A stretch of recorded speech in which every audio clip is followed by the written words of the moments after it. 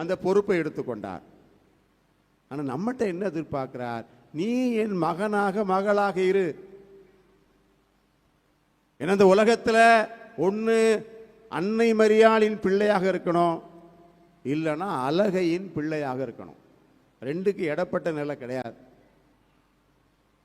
அழகையின் பிள்ளை என்றால் அன்னை மரியாள் காலுக்கு கீழே தலையை மிதிப்பவராக இருப்பார். ஆனால் அன்னையின் பிள்ளை என்றால் உன்னை மடியிலும் கையிலும் தூக்கி சமப்பார். நாம் அன்னையின் பிள்ளை என்று சொல்லலாம், ஆனால் அழகையின் பிள்ளையாக இருப்போம். நானும் அப்படிதான் இருந்தேன். மாலை போடுறதும் எழுதி பொறுத்துறதும் அம்மா மரியே வாழ்கன்னு சொல்றதும் ஓகே. ஆனா நீ அந்த தாயின் பிள்ளையாக இருக்கிறாயா? தாயை போல பிள்ளை, நூலை போல சேலை, நீ தாயை போல இருக்கிறாயா? நீ அழகையின் பிள்ளையாக இருந்தாய் என்று சொன்னால் யோவான் 10:10 சொல்கிறது, உன்னை அழிப்பான், கொல்லுவான், திருடுவான்.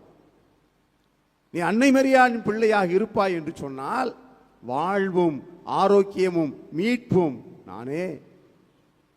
அதை அன்னை மரியாள் நமக்கு கொடுப்பாரே. அப்ப என்ன செய்யணும்? இன்னைக்கு 2 காரியங்கள் நீங்க செய்யணும்.